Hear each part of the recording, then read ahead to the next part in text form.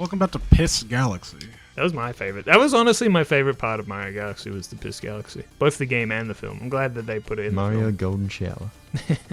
I imagine it like Mario's teachers Yes. typing. Mario's Golden Shower! Yeah. Yahoo! It's Pornhub, but for Mario.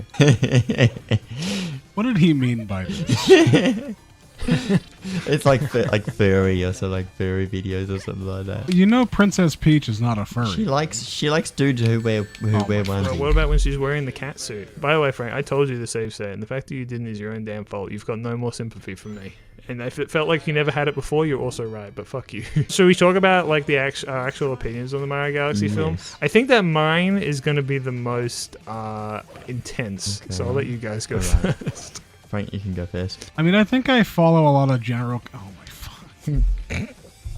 Or maybe I should go first while Frank gets his grips with the game. It was definitely like way too fast-paced, where there was never any time for anything to really breathe going on. That's movies in general these days. I think they're very fast-paced. They get just one bit to the next. Not good ones.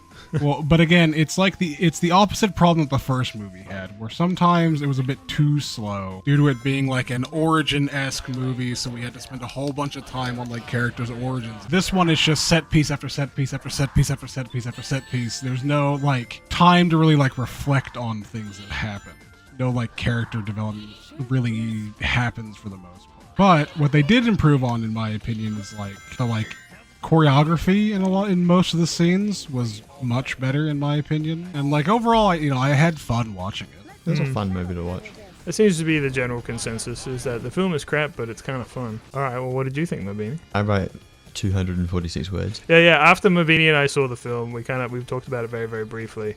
And then Mabini's like, I'm going to go home and I'm going to write an essay about this. I'm like, okay. And I said, yeah, I will too. And then I didn't do anything. I didn't do a fucking thing. And then Mabini, I was talking about it to him like a week ago or so, and he was like, oh yeah, I haven't written those words yet. I just want to do that. Kind of gone through it because I couldn't remember what happened in the movie, so I was just going through in my head as I wrote my thing what happened in the movie. I said I love the 3D galaxy at the very start of the movie. I thought visually as a cool looking thing. Then Rosalina fighting the robot was cool. She was pretty badass. The bit where the little star opened the door and said, Mama, I had a bad dream, and then, oh no, it wasn't a dream. That was hilarious. And I said actually the little stars were adorable and hilarious throughout the movie. The bit where Luigi and Toad are making fun of Mario buying Peach a present was hilarious too. Wait, did you like see the movie again? Or is this all just memory? This is all memory. How the Mario brothers met Yoshi was kind of cliche. I do like the Mario Odyssey representation. I like how Bowser changes throughout the movie. At first he seems like he's pretending to be a changed man to be freed, and then it seems like he really is changed, and then Bowser Jr. changes him back to being the bad guy. I especially love the Bowser Jr. bedtime stories and how Bowser Jr. actually created their dream world. Star Fox was cool, and I liked his relationship with Mario. At first they were rivals for Peach's love, but then Mario's like, nice ship, and Star Fox is like, nice stash. And then they're buddies. I got confused about how the stars found their way to Mario and Luigi when they were too busy partying and missed Luigi's message. How would them recognizing his voice tell them where he was? Or did they just go everywhere until they found him? Overall, I found the movie wholesome and funny. Well, that's nice. Very concise. Yeah. I would like to add props to Illumination for not adding like a poop joke during the baby scene. It must have been very hard for them to resist doing that, so I'm very proud of them. Yeah. Stephanie, add the meme. You know the one. Thank you, Stephanie. Okay, so what would you guys rate it out of 10 then? Just out of curiosity. Like a 6 or a 7. A 6 or a 7? Interesting. Okay, interesting. What did you say, Mabini? Yeah, I said an 8. An 8? Yeah. You gave it an 8 out of 10? I had fun Really? watching the movie. I know, but like, I think 8 counts is for a lot. I mean, sure, but like I 8 is wouldn't- like that's I that's wouldn't that's poke my really tongue out high. and cringe if someone was like, "Hey, do you want to watch a Mario Galaxy movie?" Well, I mean, I wouldn't either, but that doesn't necessarily mean that I think it's an 8 out of 10 worthy. I mean, I'd watch it any day I as think well, but- I like to start with 10 and then take points away for things I didn't like. Oh, okay. Well, that makes a little bit more sense because I start at 5 and then go up or down from there. So you guys, you generally enjoyed it. You liked it quite a bit. Yes. Yeah, sure, man. All right. Well, that's interesting. I suppose I'll talk about what I think of it. I like to think that I have got a bit of a critic brain. So when I went into the film, so Mabini and I, we went and saw it together.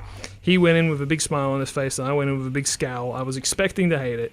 And I gotta be honest with you guys, I'm gonna have to bring up my iconic speech again of subjective versus objective opinions, okay? Objectively, I think the film is garbage. I think that all of my theories and fears about the film were true, as I suspected. It was just a huge mess, and objectively, personally, I don't think I could give it higher than like a 3, and that's being generous. However, subjectively, as the movie went on, my little frown turned a little bit upside down. I'm not gonna lie. Maybe it's because I knew what I was in for and I was just like ready to turn my brain off and enjoy myself. But you know, that joy that I got watching the first film, watching Mario Chris Pratt jump around saying wahoo, I don't know, it kind of came back and I found myself just kind of having a fun time, ultimately. I was able to switch my brain off and just sort of enjoy myself. Yeah, it was pretty good. I mean, again, objectively, I think it's genuinely garbage, but like as a funny little film watching, you know, Chris Pratt run around as a little Italian man, it's all right. I was expecting to hate it way more than I actually did. I find we leave the theater with a better impression of the movie, and then we go and think about it, and then we like it less the more we think about it. You think so? We did that with The Rise of Skywalker. We walked out of there and we were like, you know, it wasn't too bad. And then we thought about it and we're like, you know, it fucking sucks.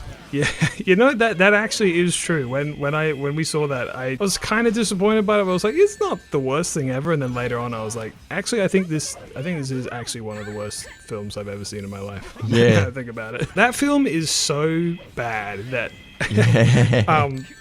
You know how DC had the Justice League movies, where like the original Justice League film, the Justice League as people call it, it was so bad that there was a big campaign to like release the Snyder Cut, sort of have this alternate version that's like actually good. Like I always was kind of the opinion, like I don't know guys, like you should, I think like with films and stuff like that, you know, you gotta kind of like deal with what you're given, you know, like they're the ones who spent the millions of dollars on the film, you know, like you get what you get, and if it sucks, it sucks. I've never really agreed to this idea of like giving a movie or whatever like a second shot like that, you know, other than like actual like straight up remakes and stuff like that. But I gotta be honest with you, when it comes to Rise of Skywalker, if there was one film that I'd love to see them take another crack at, I think that might be the one film. But somehow Palpatine returned. Trigger the masses with that one line. It's my favorite line in all of movie history. But yeah, going back to the Mario Galaxy movie, yeah, I mean, like, yeah, there are things that I sort of enjoyed about it. There are things that I think are perhaps a little bit better than the original. Like, for instance, I like that, you know, they had, like, original music for the most part, you know, like, you know how they ruined the first film where they had all these cool like original scores and stuff like that were like inspired by the games, but they just like completely ruined them by like replacing them with licensed music. There's this really infamous part in the first film where they're driving through like the Donkey Kong town, and they had this really like fantastic like original song that was like inspired by like Mario Kart or Donkey Kong. It was something like that, I can't remember. But they completely replaced it with fucking Take On Me of all songs. Like it still baffles me to this day. I literally don't understand like why they would ever do that. So at the very least, the second film got that right. I am super glad that they decided to go with less record scratches and just like having like actual score. But yeah, I don't know. And then you got all the characters in this film, which is just like it's just over the top. But then there are other things that like people didn't like again, there's so many characters in this film, and so many of them didn't need to be there. I mean, like as I said before, like Yoshi didn't do anything. Like he literally barely served any purpose to the plot at all. He was literally just there for kids to Leonardo DiCaprio at. Like that's literally it. And then you got fucking like Fox, which like I don't. Yeah. Like, why? Why add... The cast is already so fucking bloated. Why the fuck would they add Fox? No, we have to set up the Smash Bros. Universe. Yeah, of course. Well, who else is gonna fly this ship? Sure. He flies the fucking ship. But again, like, why was Yoshi here? Like, literally, what did he do? He was there to make Toad angry. And I can respect that. Yeah, okay, great. And then what did Toad do? Like, why was Toad there? You know, like, he had a like, super reduced role from the last one as well. And then there's Rosalina, which everyone was really, like, pissed off about as well, because, like, she's, like one of the biggest characters of Mario Galaxy, and everyone's excited for her to be in it, and she gets kidnapped right at the beginning, and you hardly see her at all. Yeah, okay, posers, alright? Luigi had to deal with that in the first movie, so, like, stop whining. I never think about that sort of stuff, like the screen time. I just look at the movie movie and just go, did I like it? Did I not like it? So I guess like when you think about it, the value is placed on a character based on their screen time. Oh. You doing all right there, Frank? No, I am not. Places a hand on your shoulder. Don't touch me. Frank, I gotta be honest with you, you've disappointed me for the last time. I think you're Bard from Sonic Heroes. Yeah, bar me, see who takes my place. Fucking nobody's gonna want to take my place.